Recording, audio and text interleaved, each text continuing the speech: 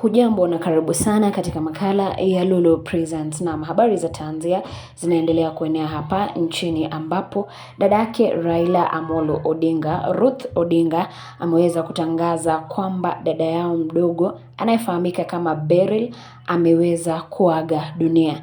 Inasemekana kwamba Beryl alikuwa anaendelea kupokea matibabu yake katika hospitali moja hapa jijini Nairobi.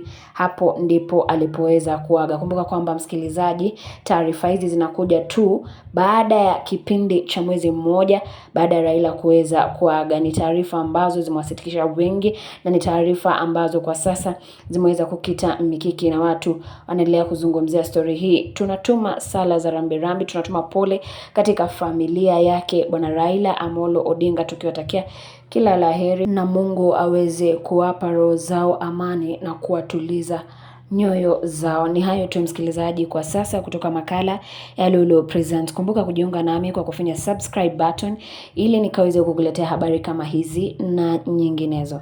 Ni hayo tu kwa sasa, kwa heri.